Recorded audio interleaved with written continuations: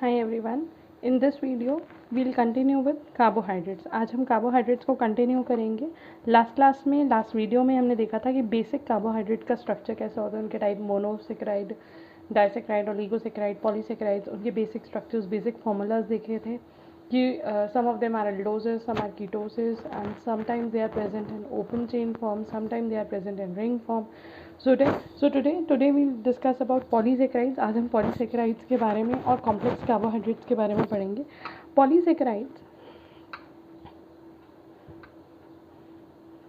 हमने पढ़ा था. polysaccharides जो होते हैं they are polymers of monosaccharides. तो बहुत सारे monosaccharides जब एक साथ ज्वाइन होते हैं वो बना देते हैं polysaccharides. It can be up to 1000 monosaccharides, it can be up to 100 monosaccharides. तो जब बहुत सारे मोनोसेक्राइड ज्वाइन होते हैं तो बनाते हैं पॉलीसेक्राइड्स. पॉलीसेक्राइड्स का जनरल फार्मूला की अगर हम बात करें तो इसका जनरल फार्मूला है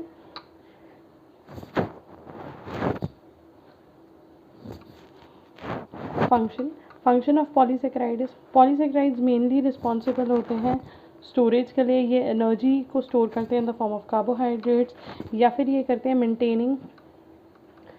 मेंटेन द सेल स्ट्रक्चर. ये सेल स्ट्रक्चर मेंटेन करते हैं. फॉर एग्जाम्पल अगर हम एग्जाम्पल लें तो I think you can correlate with the functions.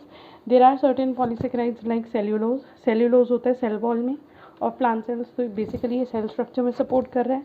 Chitin present होता है आर्थ्रोपॉड्स के एक्सोस्केलेटन में. Then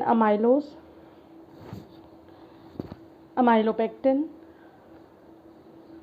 both of these are constituents of starch. आप इन दोनों की जगह स्टार्च भी लिख सकते हो. Sorry, amylopectin. Glycogen which is again a storage form of energy in animals, and many more. So polysaccharides का मेन रोल होता है, मेन रोल वो प्ले करते हैं स्टोरेज में. वो एनर्जी को स्टोर करते हैं in the form of carbohydrates या फिर मेंटेन करते हैं सेल स्ट्रक्चर.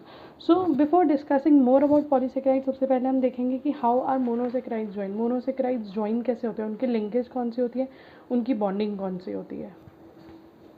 इससे पहले वाली जो हमने कार्बोहाइड्रेट्स का लेक्चर करा था तो उसमें हमने देखा था कि ग्लूकोज, गैलेक्टोज वगैरह के स्ट्रक्चर्स देखे थे.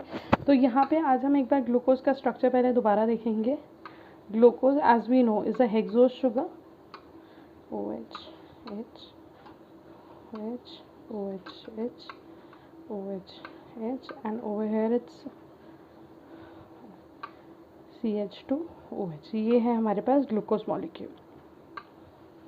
सो अगर ये हाइड्रोक्साइड ग्रुप, ये वाला फर्स्ट कार्बन वाला जो OH ग्रुप है, अल्कोहल ग्रुप है, अगर ये नीचे की तरफ होता है तो हम इसको बोलते हैं alpha D glucose.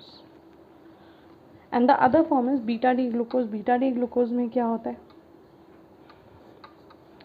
It's like this, H, OH, OH, H, OH, H, CH2OH, H.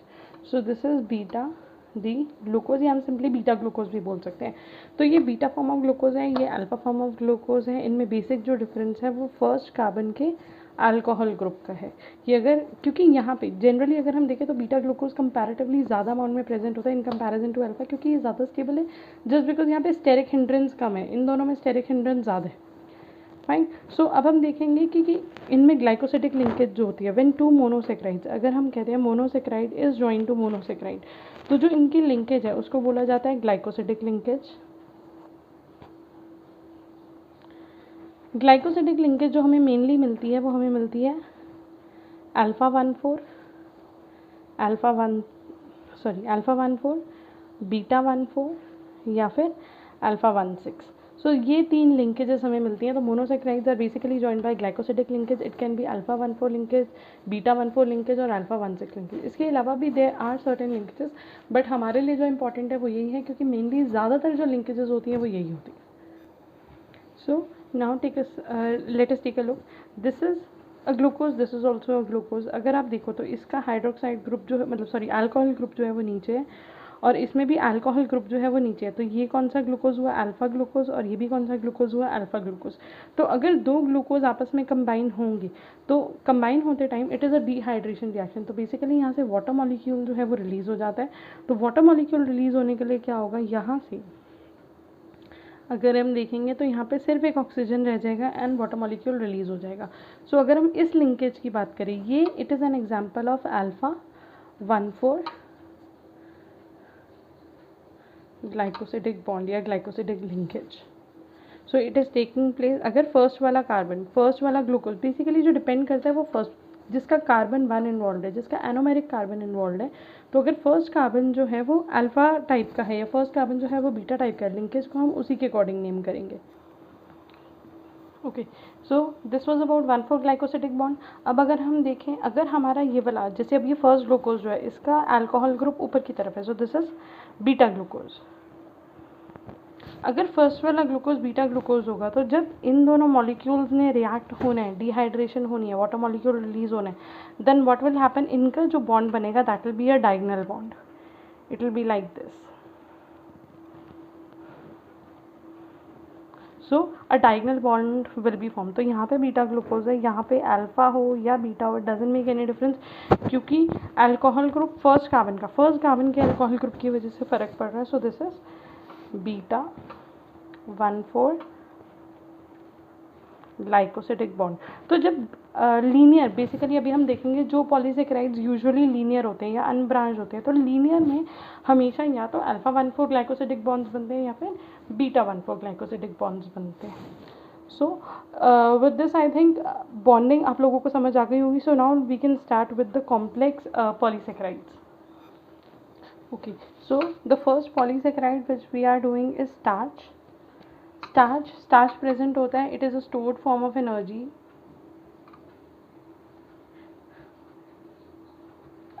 In plants हम इसको बोल सकते हैं it is a homo polysaccharide या फिर homopolymer ऑफ ग्लूकोज. ये ग्लूकोज का होमोपॉलीमर है. इसको कभी कभी कई बुक्स में ऐसे भी लिखा जाता है होमोपॉलीमर है, बिकॉज क्योंकि ये सिर्फ ग्लूकोज से बना है, या फिर हम कह सकते हैं कि अगर इसको ब्रेक डाउन करा जाए सो हमें सिर्फ और सिर्फ ग्लूकोज मॉलिक्यूल्स मिलेंगे.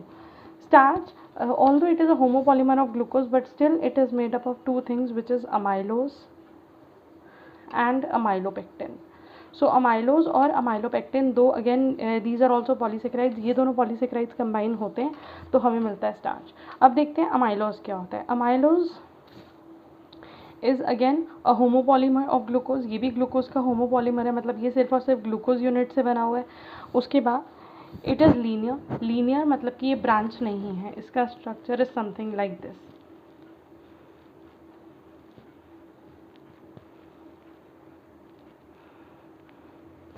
सो it is a linear molecule, सिर्फ ग्लूकोज से बना हुआ है. अगर आप इस लिंकेज को देख के पहचान सको ये डायगोनल नहीं है, तो ये कौन सी लिंकेज है, alpha 1,4 glycosidic linkage.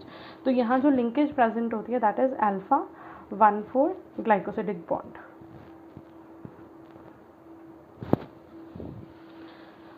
On the contrary अगर हम बात करें अमाइलोपेक्टिन की, अमाइलोपेक्टिन में again it is a homopolymer of glucose, but ये लीनियर नहीं होता, ये ब्रांच्ड होता है. इसमें ब्रांचिंग होती है. और अगर हम यहाँ पे बॉन्डिंग की बात करें तो अभी आप देखोगे कि यहाँ पे दोनों ही बॉन्ड्स प्रेजेंट होते हैं. अल्फा 1,4 लिंकेज भी होती है और अल्फा 1,6 लिंकेज भी होती है. अभी मैंने आपको बताया था कि अल्फा 1,4 लिंकेज बेसिकली प्रेजेंट होती है जहाँ पे हम बात कर रहे होते हैं लीनियर स्ट्रक्चर की. तो जहाँ ये लीनियर होगा वहाँ पे लिंकेज होगी अल्फा 1,4, और जहाँ इसके ब्रांच पॉइंट्स होंगे so only at the branch points पे जो लिंकेज होती है वो होती है अल्फा 1,6.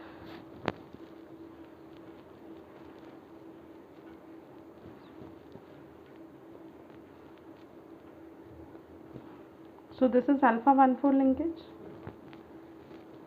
and so on. और यहाँ पे this is the 6th carbon because ये first, second, third, fourth, fifth and यहाँ CH2OH जो होता है वो 6th carbon है. तो जो भी पॉलीसेकेराइड यहाँ से अटैच होगा वो कौन सी लिंकेज करेगा, उसका फर्स्ट कार्बन इसके 6th कार्बन के साथ अटैच होगा. तो ब्रांच पॉइंट्स पे जो हमें लिंकेज मिलेगी वो मिलेगी अल्फा 1,6 लिंकेज. तो अमाइलोज और अमाइलोपेक्टिन दोनों ही प्रेजेंट होते हैं, दोनों ही कॉम्बिनेशन में मिलकर बनाते हैं starch molecule. So the next polysaccharide which we have to study for, which is important for us is cellulose.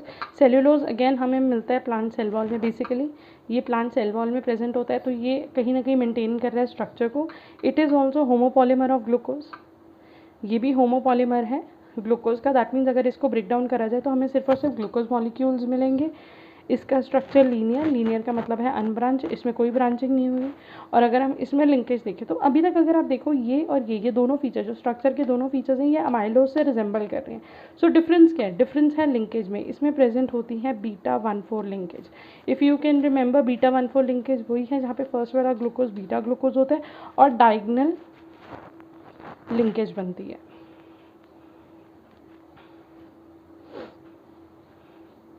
सो इसमें जो लिंकेज होगी it will be like this and so ये दोनों पॉलीसेकेराइड